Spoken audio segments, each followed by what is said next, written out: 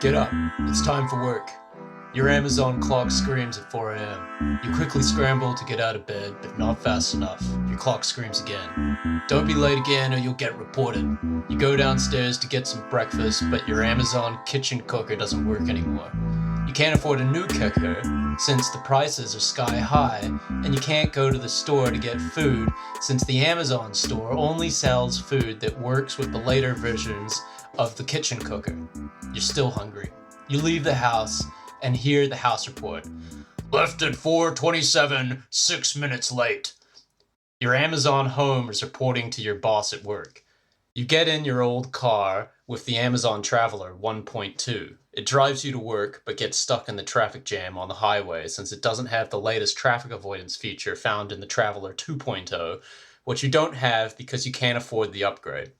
You get to work late at the Amazon CD factory and found out that your passkey doesn't work. You see a message. You are late. Your bills for the Amazon gas and Amazon food and Amazon electricity are past due. You're fired. You turn around and curse the Amazon monopoly that knows everything about you. You curse the monopoly that you cannot escape. Welcome to 2025. God damn. Yeah.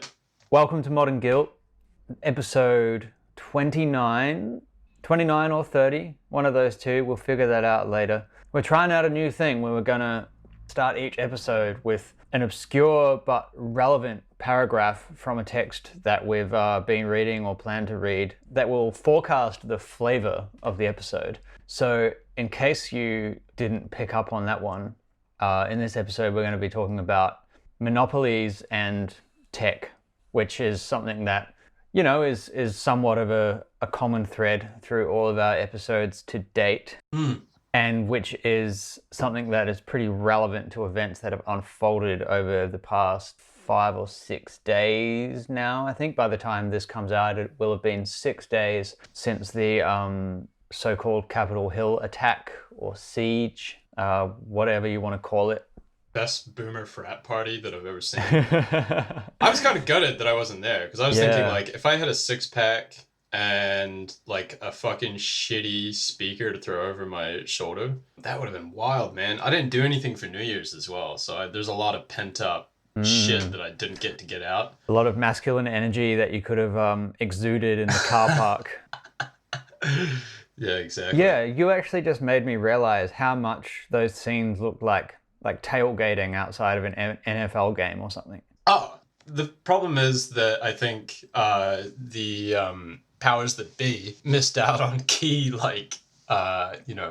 milestones when you grow up. And yeah, I totally get you. Dude, I love those scenes of chaos. Like, I remember going to, here we do it with sports games, I guess, and in Canada they do it with hockey games. Where you have big riots down the streets of just pent up population rage suddenly exploding. But if you're nerfed fucking being and you can't handle scenes of chaos, then it must come across as very scary. Yeah, it's that's a really interesting little thread we could tug at for a moment, because that sort of like contained violence and chaos that just tends to sort of like rear its head in almost like institutionalized or socially accepted ways, like in sports games or like the context of maybe like a house party. Reminds me of something that we've talked about on this podcast a long time ago now, but this idea sort of formulated by like Carl Jung and some of the like classic psychoanalysts from back in the day who were talking about Classos. Who were talking about like the innate need for humans to acknowledge and exercise some of our like destructive and violent energy, and that in the past we've had institutions like pagan religion where we would burn effigies and make violent sacrifices to the gods and stuff, and that was a way for humans to sort of exercise their violent impulses in a controlled or like understood way. It's quite interesting when you think about it, like sports games where you see like, the hardcore football fans rioting in the streets, or people fighting in the stands and stuff. Even though like we acknowledge that as criminal, it's still pretty well accepted and understood. And the police will sort of will sort of arrive to those scenes and kind of just contain it, and then just like let it simmer down and sort of dissipate. You know what's interesting is that there's almost a similar rate of arrest and fatality among some of those as well, through notable sort of sport game riots that I don't have on hand with me. There's actually been like similar levels of like single digit fatalities and people getting arrested and smashed and everything like that.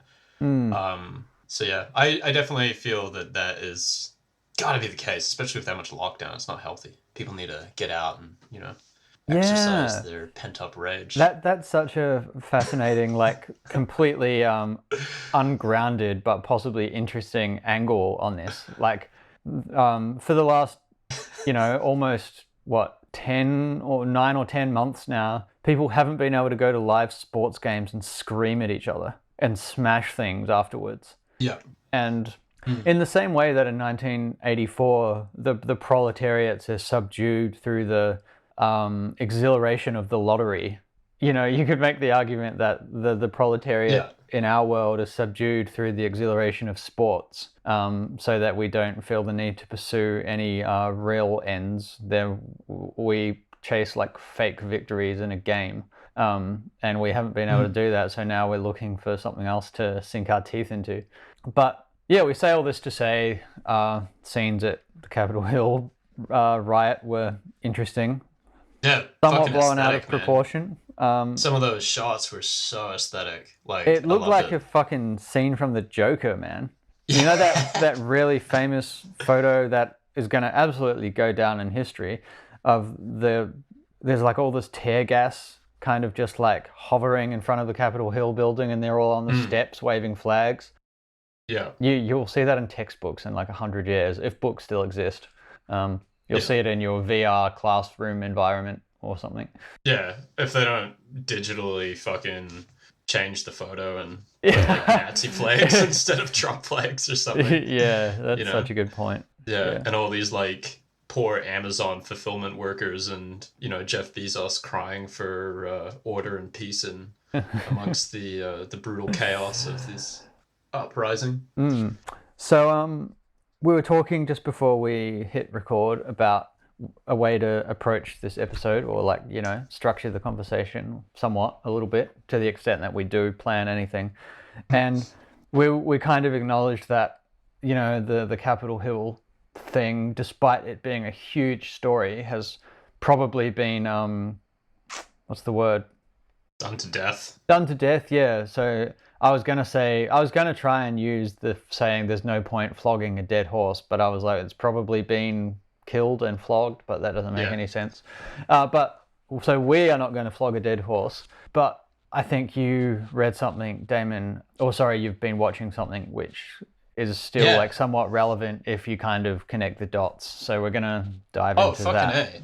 So, well, as always, something major happens and then I try and figure out like what's the lens to try and view, what's going on through, because a lot of this stuff is delicious tacos, famed Twitter pervert has enlightened us to, has happened before, and it'll just keep happening, along with the whole sort of Ray Dalio mindset. He actually released something leading up to these events that I have yet to read that's also in the same vein of just sort of, this is the result of just human nature and action when it's squeezed and oppressed and everything. So what I did, so I saw a documentary a while ago called Hypernormalization that I was talking about, I think, and I can't remember what episode it is. It's one of them, or maybe it's not. I might have just been talking about it to Hayden outside of the pod, which we do.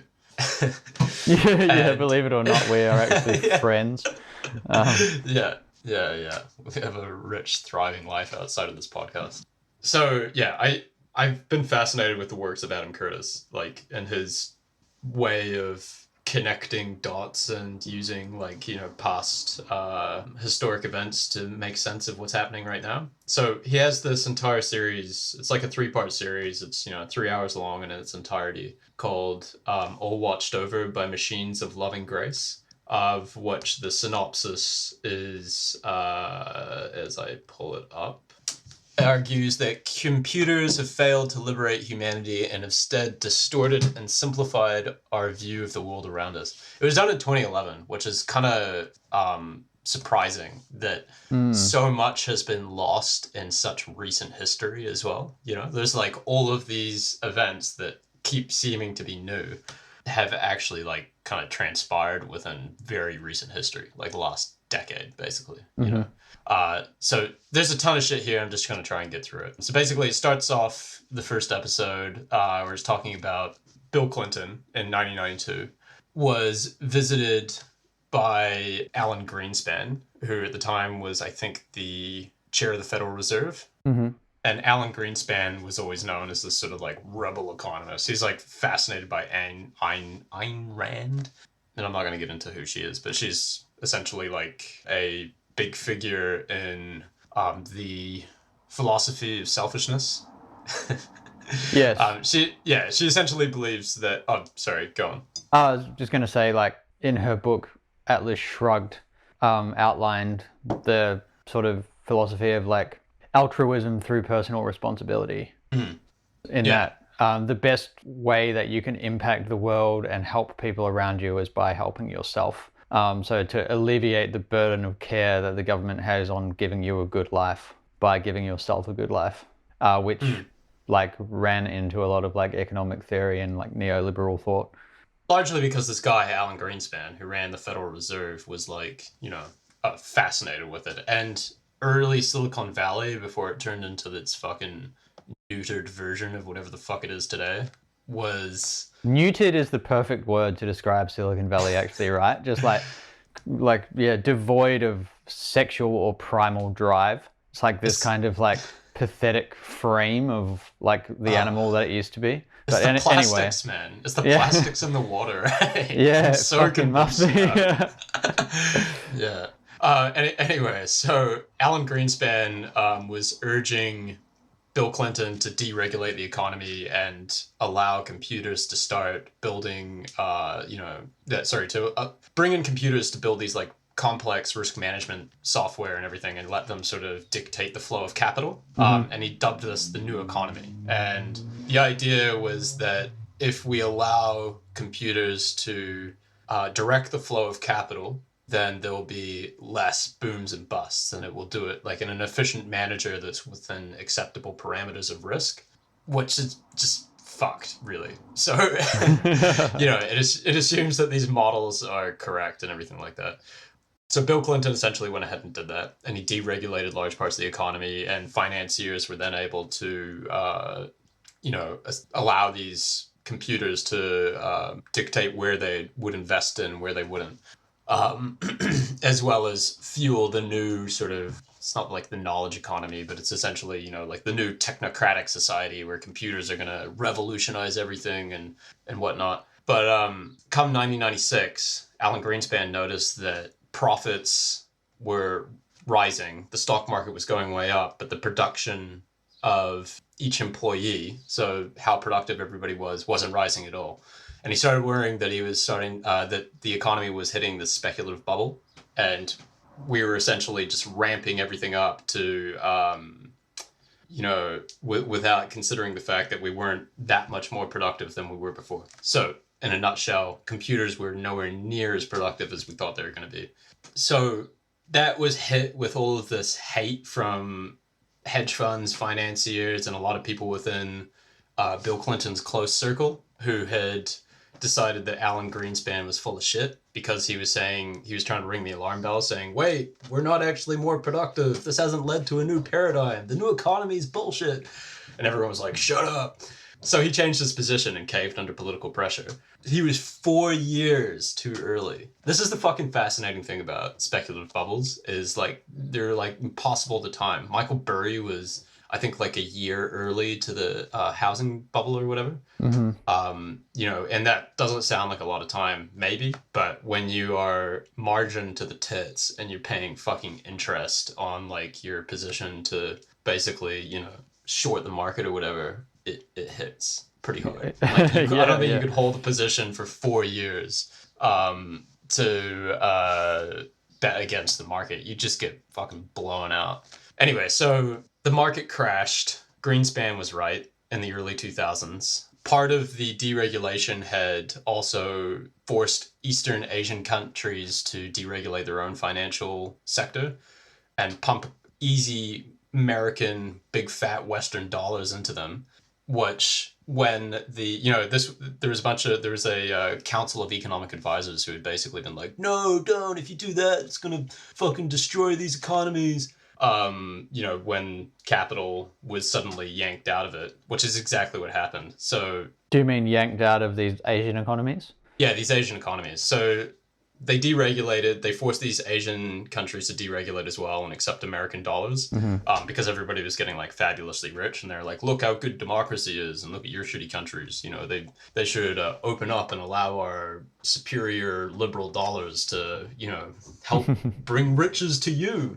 And they essentially forced these governments to deregulate. Money pumped in. Bubbles started to burst. Money got yanked out. These countries started to collapse. The IMF ended up moving in, the International Monetary Fund, and was like, we'll save you with billions of dollars of loans. And none of the countries wanted to sign. This is like Indonesia, South Korea, Thailand, stuff like that, which is interesting because if you go to those countries, you can still see empty. Basically, all the money that flooded into them got fueled into property because suddenly everybody was like, whoa, I have access to cheap cash. All of a sudden, I'm fucking able to buy 5 or 6 houses. And developers started building these huge apartments that are still there today. It's fucking mind-blowing, you know. All of that You money, mean just like sitting vacant or like half completed? Yeah, you would have seen that, right? Like just the fucking empty apartment blocks around Southeast Asia. No, I actually didn't come across that much, but I clearly wasn't looking in the right place. Ah, fair enough.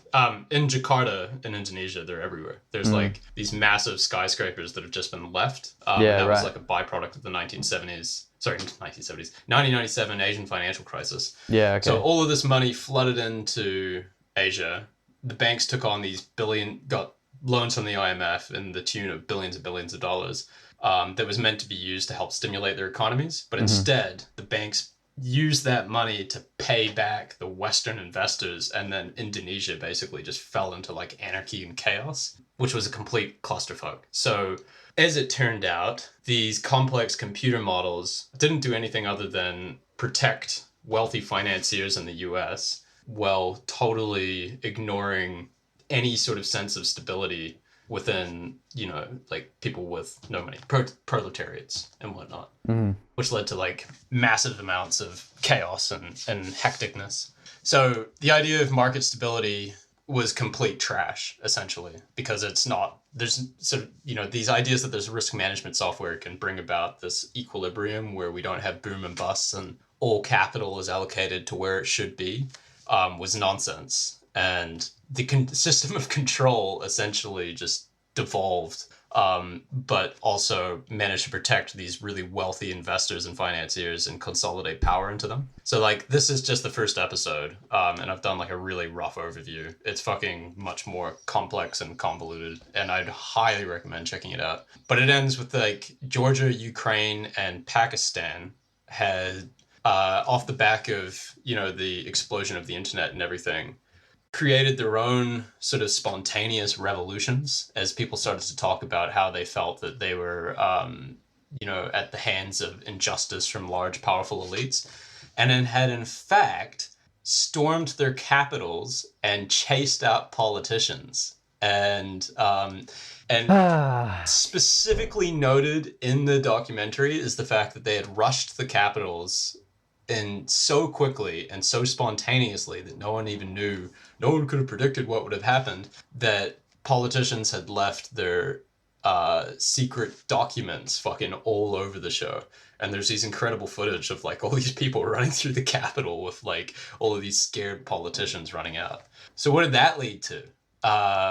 It led to the fucking huge crackdown post all of those revolutions and protests on the Capitol to basically like the Patriot Act 2.0. Can I stop you for one moment?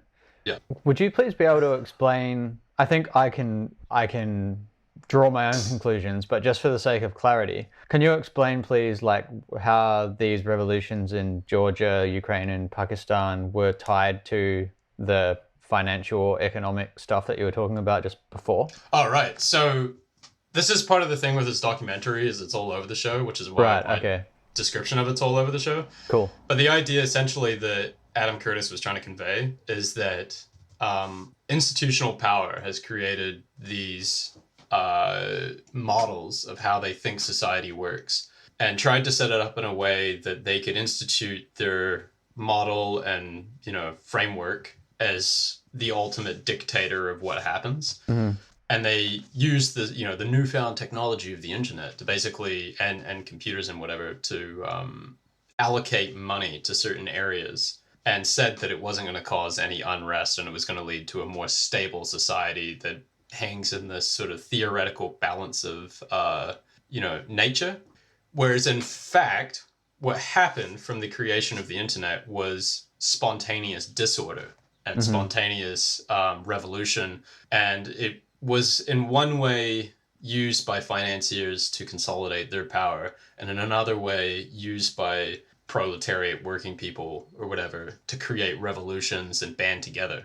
So these countries where those spontaneous revolutions occurred were being managed under sort of like liberal economic policy using these risk management models, and then that's why this disorder was generated and eventually erupted. Is that right? Not entirely. It's more that it's just used as like a one showing you how it was used to try and... It wasn't used to consolidate power, I think, initially. It was just used as a way to like capture wealth. Mm-hmm. And on another side, it was used to... These people went nuts and had like big riots and protests because they were dissatisfied with the government. They'd reached a certain point of just being furious. Whereas, so I know there's like a fucking long intro and a big jump, but it's essentially like, on the one hand, people use these models to, capture power, capture wealth and everything. And on the other hand, when people are like dissatisfied, they have these spontaneous uprisings. Right. So the two aren't necessarily connected, these two sort of narratives. Yeah, one just follows the other as a way to illustrate a greater point. Yeah, pretty much. Right. Pretty okay, much. Cool. Yeah. So if trying to like bring the analogy back to today, I guess, you have institutional power that has this concept of a stable democratic society and how it should operate. And then you have a frustrated working class that has spontaneously banded together using the same network to fucking push back against the government. And institutional power benefits from this concept of equilibrium, that there's this like mythical, balance of population, of balance in the population where people will always like be stable and happy and pursue life and liberty, but in reality it's never going to be like that. It's a fucking constant disorder.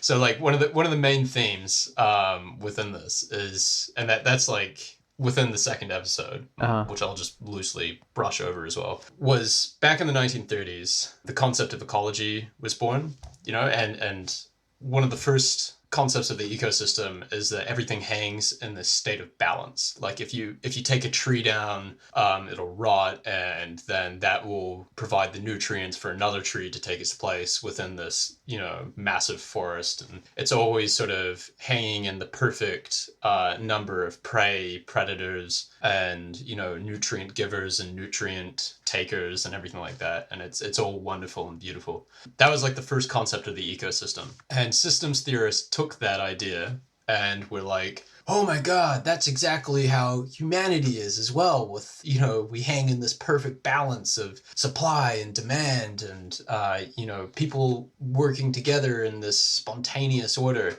And so this guy, Jay Forrester, who was one of the first systems theorists, used that model to present a piece called The Limits of Growth. And the whole idea was that we need zero growth, and we need to hang in the balance of nature and hit this steady equilibrium where we don't exhaust the Earth's resources, and whatever. And he had this like big diagram of like industry and politics and, you know, working people and like resources that feeds the whole thing. It was really interesting.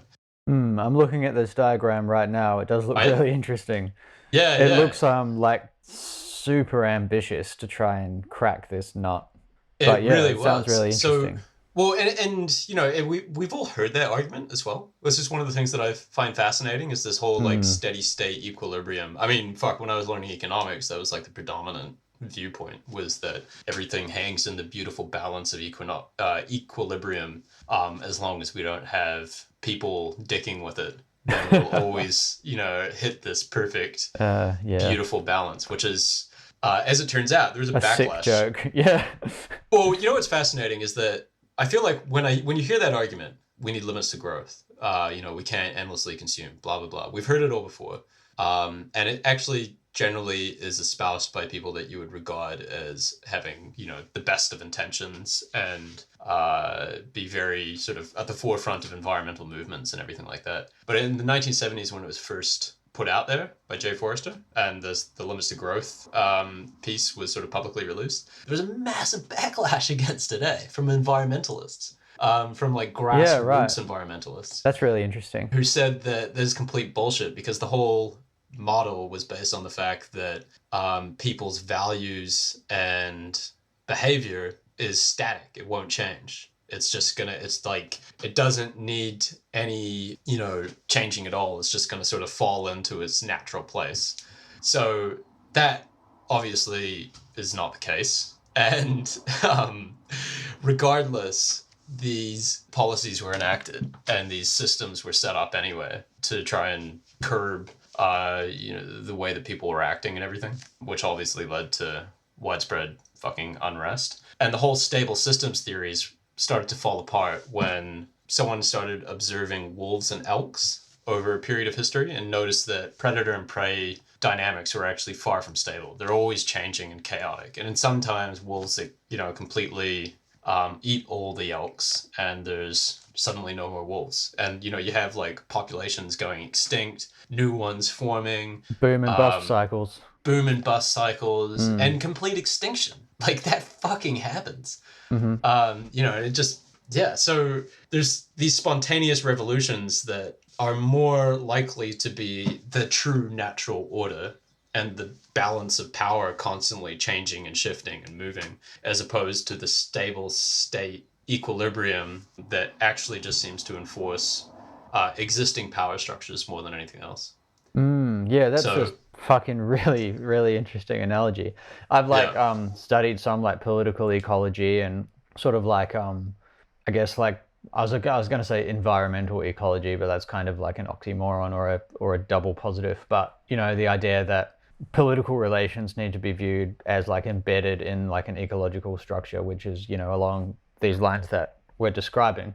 But for whatever reason, I hadn't thought about the recent sort of movements or, you know, events unfolding in that context. So it's nice to be drawn back to that. So one of the fascinating things I got from this is that he talks about these spontaneous revolutions that swept through Asia and Europe and everything, coordinated via the internet, had no one in charge, and occurred with no real like demands being made.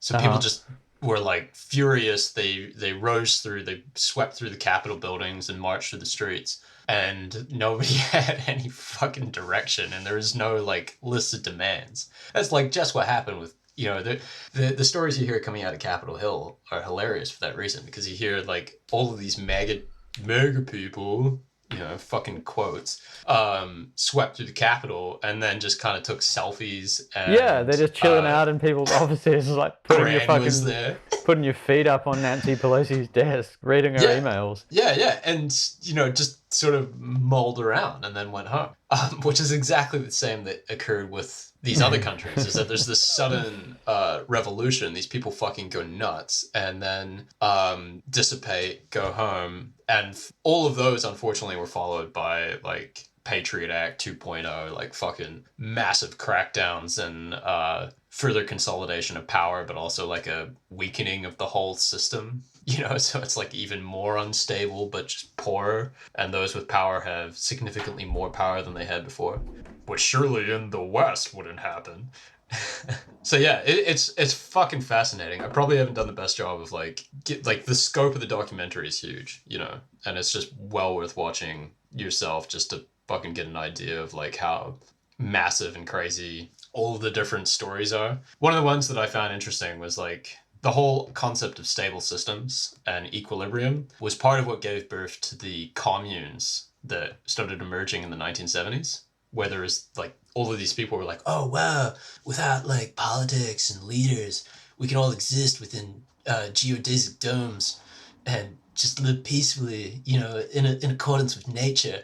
No commune apparently lasted longer than 3 years that had been formed from these concepts of stable equilibrium, and all of them had largely fallen apart because of the fact that all members of the commune are free, some are freer than others, and the lack of power structures led to stronger members with louder voices bullying the weak.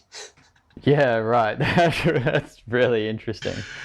What a nightmare. I also have heard that like a common problem in those communes was just the fact that, I mean, much like what we've been talking about, like you can't account for randomness and chaos, and often like the plants they were growing would get struck by disease, or like a fungal infection would start spreading through their fucking food crops, or an illness would spread throughout the small population of the commune, and then people would have to fucking just go to the nearest city and go to a hospital or whatever, and it's just like random bullshit like that, like that story, the biosphere, was that what it was called? Biosphere 2.0. Biosphere 2.0, yeah. Where those people tried to create this perfect self-sustaining like cyclical ecosystem sealed inside a glass dome. Like, can't do that. Stuff gets in. Like, there's always a factor of randomness that will enter and course correct, whatever you're trying to build. Well, it's fucking fascinating, because I mean, the whole narrative of this is basically power and people with power trying to hang on to that and building simplified worldviews where, it's like everybody thinking that if only we could all get along and things would be so cheery, and their power would be conserved and they'd be able to retain it. And that never happening because we live in an inherently chaotic, spontaneous system where the only fucking constant is like wild, random shit happening all the time, that is entirely unpredictable, which is hilarious because, I mean, it's funny if you sort of take I don't know, if you have my sense of humor and you sort of like to stand back and watch the chaos and see see shit just hit the fan repeatedly. It's hilarious because that's just what really is just going to keep happening. And it's like, Ray Dalio's universal theory, which is the only one that I've sort of come to believe is probably correct, of people clamoring for power initially, finding edges to take over, whatever sort of corporate sphere or ecosystem that they're currently trying to inhabit, and then doing whatever they can to retain that through legislation and trying to stamp out revolutions, ultimately getting eaten by their own fucking hubris and their own initial success. Yeah man, like, so it's like that Greek myth of Saturn eating his son, was it, or Kronos or whatever, and how he's like devouring I don't know, his... sorry. Oh, okay, there's a famous picture, you look it up, if you look up Saturn eating his son, you'll know what I mean, and my understanding of the myth is essentially he was trying... of course. Yeah, he was trying to eat his children because he was worried about being usurped. And ultimately, his doing so led to his usurping in the end. I think it was one of his children that he didn't eat eventually usurped him. Tale as old as time. I'm sure it'll play out the same way. Well, maybe they'll bring about peace and order. Yeah, they won't. Yeah, I'm definitely going to go and watch this doco. It sounds fucking amazing. Is it available for free online? Yeah, or is it we'll have it in the show notes. Yeah, I've got the link. Oh, awesome. Yeah, so I'm just looking up the Saturn eating his son. Each of them at birth and he died. That's how it ended. This Francisco Goya. Yeah. It seems like he was a really great artist. I'd like to check out more of his stuff. Yeah. Pretty cool. Yeah. I love these Greek myths and how relevant they are to today. Because it's funny, like all of these theories, all of these models, complex mathematics and everything to try and predict human behavior. And you look to history and the stories that have survived over the years, and they have so much more relevance, man, than all of it, Well, I think it's interesting because it's almost like these ancient myths or parables or kind of folk wisdom is often kind of like the surface level understanding of the maths that underlies it. So it's like we've understood a lot for thousands of years, and the age of modernity or the age of science, however you'd like to explain the last sort of 2 centuries, it feels as though we've been making a whole lot of progress, and like technologically we have, but in terms of like our understanding of the world, we kind of haven't. We've like been able to like build out the existing sort of theories or principles, but like we've kind of filled in the empty space inside of the kind of principles of containment of, if that makes sense. Yeah. Well, it's you get these people who, one of the most fascinating things about this documentary is that all of the incredibly intelligent powers within these institutions had taken this rational, logical view of the world and said that, humans are just as machines. They operate in a logical fashion, except for those damned ones that don't. Those fuckers. And they'd all tried to simplify the world to fit their own narrative and hubris. Every single one of them. And that was ultimately their downfall. Like, all of these fucking people are wrong, And I think the same thing happens now. You have these idiots that rise through the ranks at universities who think they're way more intelligent than they are because of their cheering on through their, colleagues and whatever, and accolades that they receive from publishing in journals with no basis within the real world. Like, we almost died when von Neumann, who is considered to be one of the most intelligent people in the world, tried to start the fucking Cold War because of his game theory.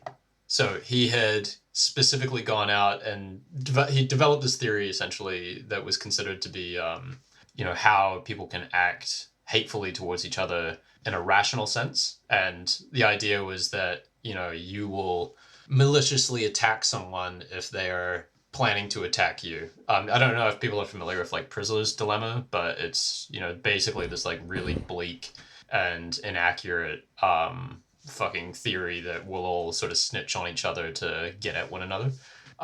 And he was in charge with advising the president at the time and had recommended that they try and nuke Russia because Russia was going to nuke them, according to his theory. Luckily, people didn't listen to him, but if they did, that would have started a world war. That would have been a fucking nuclear holocaust. Yeah, absolutely. Like, these people are so... It's one thing if they're wrong. Like, right now, what's the worst that... I don't want to say what's the worst that could happen because it could be bad, but, like, hopefully it'll be funny. Hopefully it'll be something like big tech trying to crack down on, it's on the masses, and they're obviously going to flock to, like, another fucking, platform. There'll probably be riots and shit, and it's just like you can't contain the population, especially not when you're big. Like, they're just fucking eating themselves at this point. Twitter, apparently, according to a Discord source of mine, let's hear it, has given away upwards of 10% of its revenue with its purge, and paved the way for another social network. Like, they're fucking handing off the keys at this point. So yeah, this is something like you and I have been talking about over the past few days, because I think actually our messaging back and forth has probably been at a peak in the wake of this Capitol Hill event and the social media censorship that has followed it. I'm less convinced than you are that Twitter and Facebook will hand away power accidentally. I still think that the vast, vast majority of people don't care about what they're doing. I think the problem being that, like, most people who sort of inhabit what I would call maybe like alternative social media platforms or the corners of Twitter where you and I lurk, I think are still the vast minority of people. I don't think most people are even aware of the censorship happening on these platforms, and most people I don't think are reading the news either. I think 80% of Facebook users are people over the age of 25 who are posting photos of their ute or like their pickup truck for American listeners. You know what I mean? They're just fucking sinking piss and playing like the slot games on Facebook. Yeah. And while I think they're probably going to drive a lot of their like sort of maybe like political or intellectual users to other platforms, I still think they'll be able to like maintain a critical mass. But I guess the idea of driving one particular subset of users to a different platform or to multiple different platforms is like a problem in itself, in that you have this like subversive, group of social media users, but whether or not that eventuates into anything that can threaten the positions of the tech giants, I think is still questionable. Good point. The incumbent masses are pretty incumbent. But what I would say is that so may not overturn them, but definitely will solidify a company like Gab for the longer term, in the sense that they now have a larger user base than they had before, which destabilizes in the long run those bigger companies. If they're giving away, if they think, oh, it's such a small number of people, we don't actually give a shit, we want them off the platform, and we're not going to worry about it in the long run. I think it still is a crack, and it's a crack that could form to something bigger, or it might not. It might, you're right, like it might just cease to be a news story within the next 6 months, 3 months, 2 months, week. So something that we've both looked at over the past few days as well, and something that you didn't end up reading, but I did, it is something that applies pretty well to what we're talking about. And it's an article that was published a very long time ago, but was sort of brought to the fore once again by The Atlantic. And the article is called "The Story of a Great Monopoly." This article was initially published in 1881 by H.D. Lloyd. And I didn't even realize The Atlantic was that old, so I was like pretty impressed to even just learn that. Maybe I've been living under a rock and I'm the only one on Earth who didn't know that. But anyway, I found this article really fascinating. And what it is basically an exploration of this kind of conjunction between, two groups of businesses that were able to collude with one another and essentially create a monopoly over, I'm speaking maybe a little bit hyperbolically at the moment, but essentially over the entire United States. And it was the way this sort of federation of railway presidents combined their powers with the Standard Oil Company, which was owned by John Rockefeller and another guy, Samuel Adams, in order to essentially create a stranglehold over all of the oil industry and the freight of all goods in the United States. And basically these guys, they differed from the monopolies that we see in like the tech and media industries at the moment, in that they weren't ideologically driven. They were driven by, the goal of financial dominance.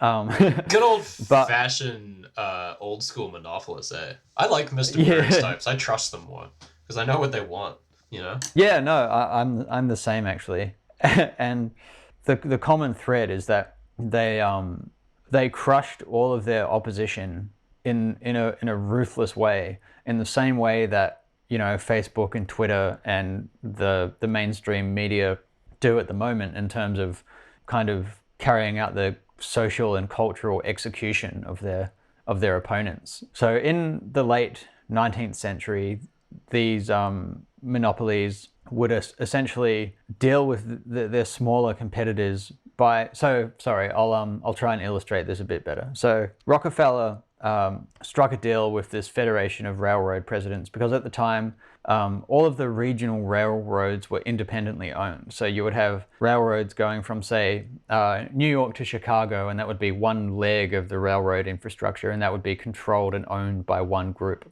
But these guys essentially formed like a cabal, and then Rockefeller would work in conjunction with this cabal or group of railroad networks, and he would say to them that if you guys basically overcharge all of these smaller oil producers, I'll ensure that there's no way that they can gain enough of the market share to offer like a viable amount of services to any other railroads. So they would give Rockefeller like huge subsidies and rebates on all of his shipments, and then because his competitors would have to pay much larger costs to ship their oil, Rockefeller would be able to like either buy them outright and then essentially just like tank their businesses, or would force them to sell their oil to him, and then he would in turn ship it at the rates that the railroads offered him. So this all culminated in a bunch of riots across like the entire eastern half of the United States in 1877, which I had never heard of before, but was really interesting because the National Army was actually redeployed from like the frontier where they were still expanding into the like indigenous territory, and in the south where they were on guard against Mexico, to go into cities like Philadelphia, Baltimore, Indianapolis, Pittsburgh, and actually subdue this unrest. Because relating back to what you were talking about before, like these attempts at solidifying power or implementing these like sort of unbendable systems always result in the population like essentially exploding. Yeah, okay. I was just thinking, sorry to interrupt. No, it's okay. An important caveat is that that's at the expense of the people. Because I'm just imagining... Yeah, 100%. People, what about China? If your overlords have 10x'd your net worth, you probably aren't going to be very pissed, you know? Mm-hmm. So... yeah. That's actually something that I didn't explain, so thanks for bringing it up. Like, because Rockefeller had created this monopolistic grasp over oil and freight in the United States, they were essentially taxing the population. And the government wasn't doing anything to prevent it from happening, because in certain cases, members of Congress and senators were actually in collusion with these railroad networks, whether it was through bribes or just the sort of consolidation of power and relationships that would help them down the line, were intentionally allowing this to happen. So when everything simmered over in 1877, the army was called in, the population was subdued in most of these instances.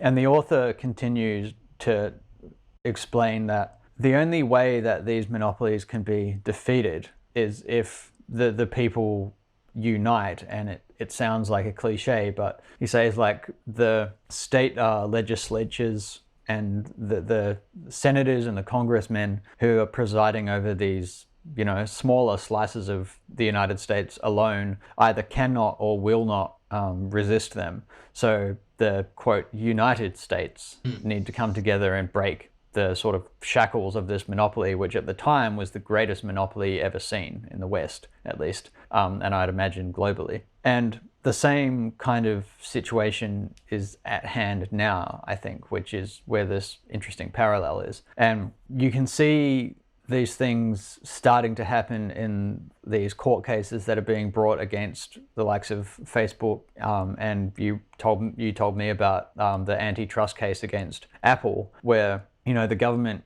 is finally starting to sort of approach these big tech companies and say like, well, hey, you essentially have monopolies. It just so happens that they all align ideologically, so they're reinforcing one another's kind of grasps on power. And when one of these companies censors Donald Trump or permanently suspends his Twitter account, you see Facebook follow suit and ban him from Facebook. And Spotify won't allow him to listen to their BLM to their Black playlist. Lives Matter playlist. Trump will be salty about that. Yeah. So it's really interesting. Like, you could draw the parallel where the Capitol Hill riot is the equivalent of this 1877 riot against the railroad monopoly, because it's people reaching boiling point over what is not a financial tax, but an ideological tax on the entire population, if that makes sense. People are being forced to live under this constraint or burden that they shouldn't have to put up with. And this is what happens. So obviously this insurrection has been subdued, but one of two things is going to happen. Either the United States government and the governments of other countries, because these are global monopolies, need to fight back against it. And it doesn't look like it'll happen effectively, in my opinion, but they need to break these monopolies up, or the population's going to continue to push back. Oh yeah, 100%. No, I totally agree. It's fascinating because I think it's both, eh? It's like an ideological tax and it's a actual tax on the population. Like just the sheer amount of wealth that each of them command is insane. Although probably not as big as Standard Oil was at its peak. As far as that would be an interesting comparison to make, actually. I'm not sure. Yeah, it's one of the things I know we were chatting about, but just to reiterate for the listeners, is I feel like the parallel between the two is an interesting one to try and make because of the price to set up your own e-commerce store is pretty much nil. You know, the price to compete with these companies isn't beyond the average Joe. I feel like I think the barrier to entry is much smaller. Well, the price to attempt to compete. Yeah, it can be done basically. Like whereas starting up your own oil well and refining plant and everything, I think is like way like those old school monopolies are like brutal. You know, like they're just fucking Jesus Christ. If they existed today, and you know Congress and Senate was as limp-dicked as they are right now, you know, and they'll just fucking bend over for these wealthy corporations, then the populace would be fucked. They'd be so fucked. I just want to interject quickly to like illustrate another point that was in this article before you carry on, because it kind of just sprung into my mind and I think it's important. There were cases where in order to crush their competitors, the Standard Oil Company would force their cost of shipping to increase to a point where it wasn't financially feasible, or ask these railroad networks to just not ship their product altogether, meaning that there were times where oil was literally being pumped out of the well and just running into the ground next to it. Yeah. So these guys with smaller businesses who might have taken the risk to set up their own well were obviously just seeing their money and capital completely squandered, not to mention the obviously like environmental impact of having oil seeping into the ground. But it's interesting when I think about that. I kind of make the connection only now, I made the connection only now, that you could compare these sort of startup oil wells to independent political ideas or independent cultural movements being denied access to distribution by these tech monopolies. Oh, yeah, 100%.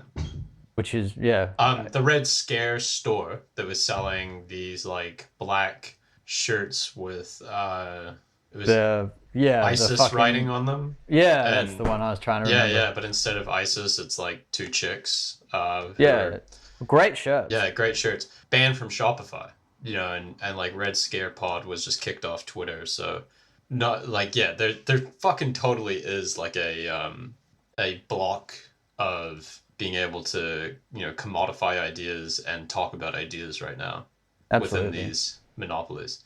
Fucking remains to be seen what's going to happen though. This is one of the God, it's so fascinating. Puts on Twitter could be the play of the week. But you can't just stop ideas. That's the problem, man. You know, like they're trying so hard, but they can't. Like, look at the fucking Soviet Union, man. You know, it didn't go that well. The shit comes crumbling down eventually. Like it all comes back around. Yeah. It's so fucking funny. It's like the story as old as time. The hubris of the powerful to try and control the masses, and it will never fucking work. It never has. It's never going to. God, could you imagine if it did work? It wouldn't work for anyone, not even the powerful. Like, no, you know, because I don't know. I don't think it's gonna end well, but who knows? We'll see. Nice watching it from over this side of the world. That's for sure. Yeah, man. That's a really good thing to point out. I'm just really grateful that we're not having to bear the brunt of it. I sometimes have a conflict actually where I feel as though maybe I should kind of analyze this shit a little bit less since I'm so detached from it. I feel sort of like some fucking anthropologist going into the Amazon and trying to watch a tribe, and he watches this tribe for 3 years or something and feels as though he understands and has the authority or like the right to discuss it authoritatively. Yeah. And I sometimes catch myself, or I maybe have like imposter syndrome or some shit. Well, let's bring it back. Do you ever sort of no, have that thought? I hear what you're saying, because it is kind of like, sitting over from the other side of the world. Who are you to talk about what's actually happening on the streets of another country? But this shit affects us as well. So New Zealand and Australia are both in the Five Eyes, as far as I'm aware. I know New Zealand is. Yeah, we are. Yeah. Yeah. So the Patriot Act was one of the like fucking worst pieces of legislation that led to widespread spying, led to the crackdown on Kim.com, unfortunately.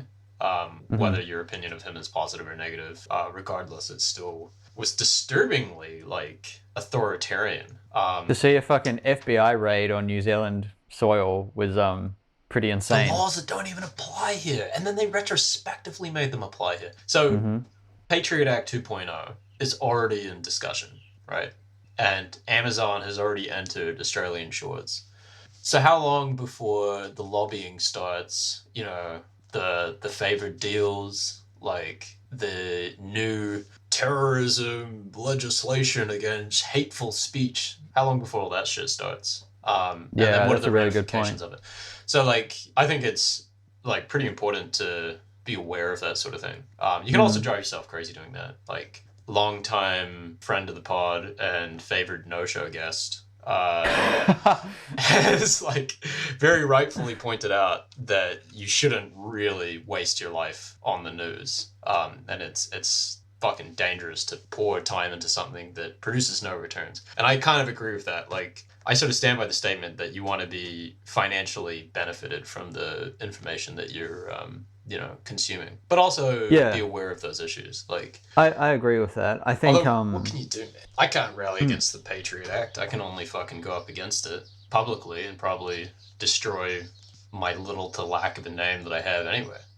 Yeah, I think firstly, like, the news is worth being around if you are investing and you're trying to, like we have started to introduce as a little slogan, profit from the dystopia.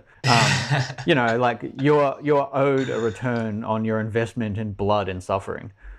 Yeah. And so that's one of the ways I view it. And also I think the news is worth being around if you like problem solving, if you're fascinated by puzzles, which I am. Like, and I see this podcast as like an attempt to like constantly twist and play with the Rubik's Cube and try and get the fucking colors to align. Like you and I, we look for patterns and trends and sort of like what we view as, I suppose, just interesting phenomena.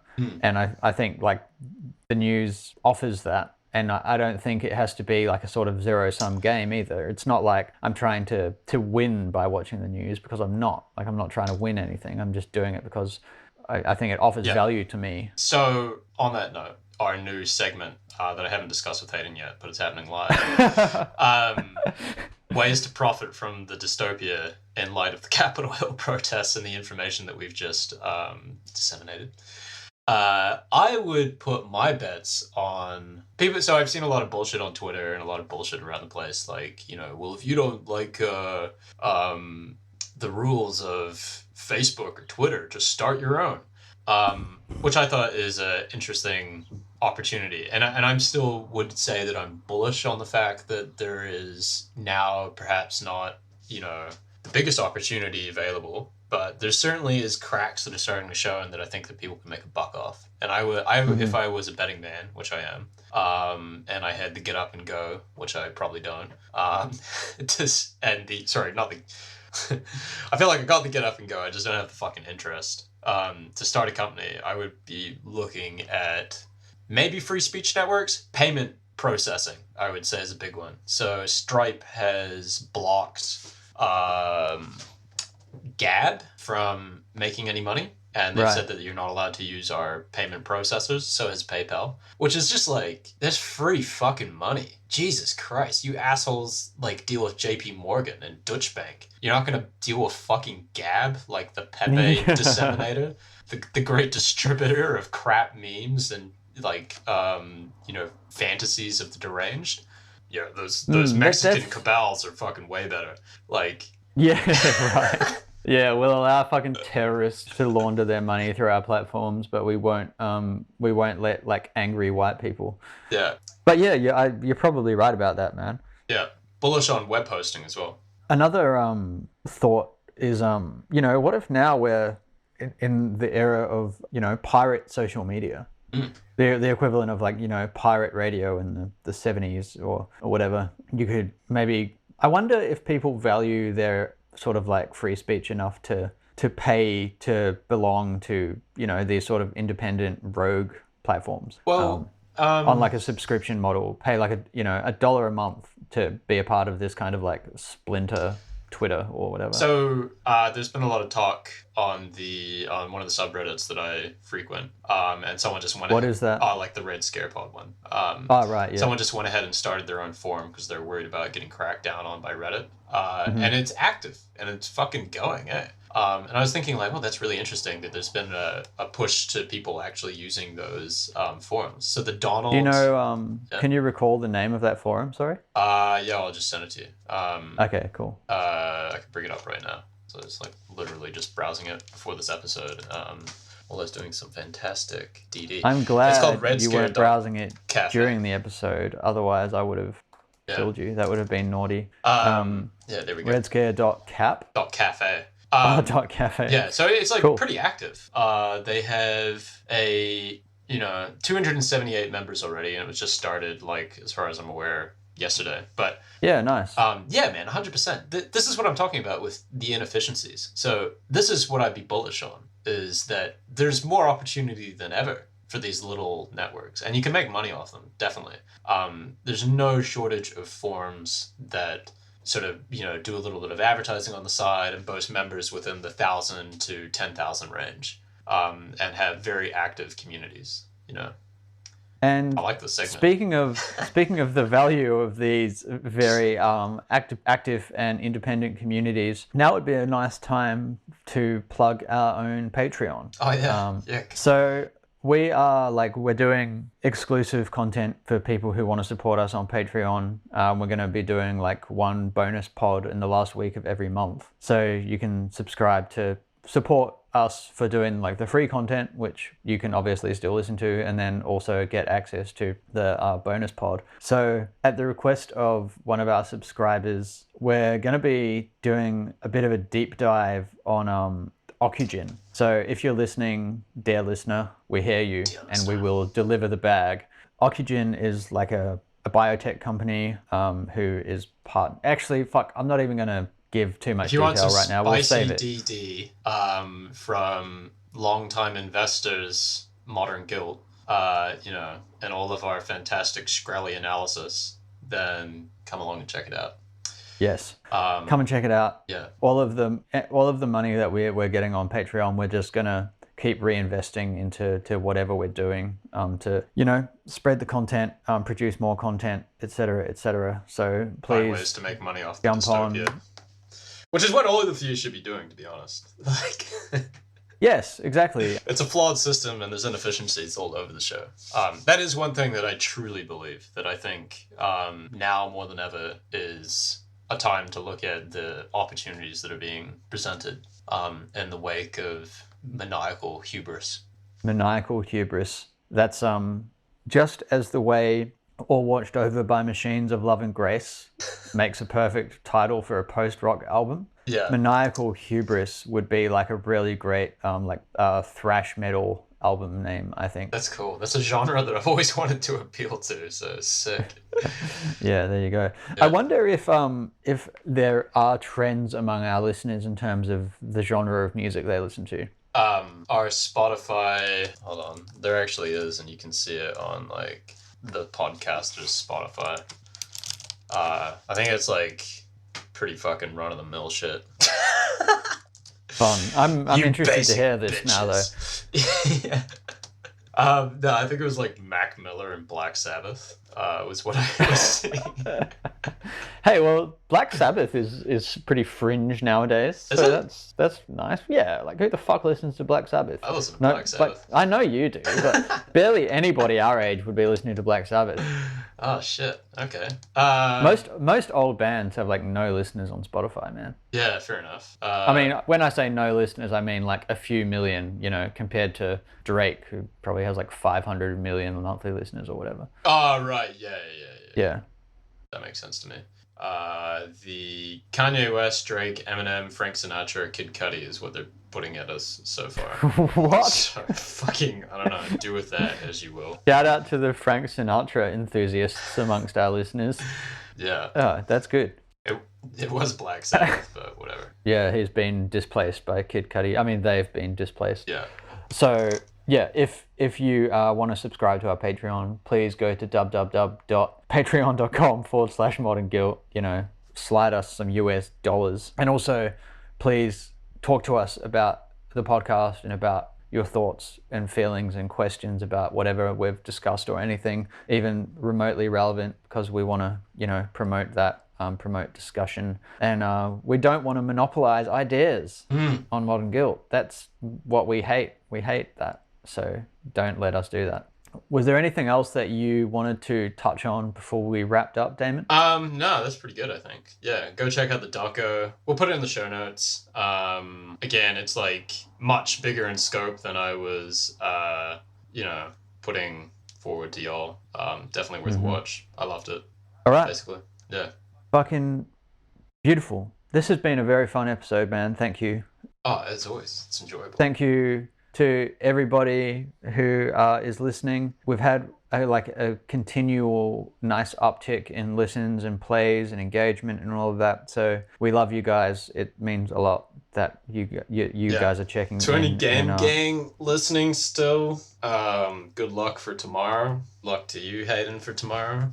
Yes, at some sir. point, Ryan Cohen's story should appear on here. I was wishing that I'd read up on it today because in terms of Monopoly, the man that fought Monopoly is our beloved Ryan Cohen, who won against the great Amazon, or at least won against part of it, against the machine. There's victories to be had. Yeah. Also, I would say for any GameStop, fanboys and or girls and or non-binaries, it's probably not too late to get on board. I reckon. Fuck no. So join the fun. Be part of a legacy. I say that sarcastically. All right, let's finish up. Thanks for listening. Yeah. Peace out. Take care. All right. Peace.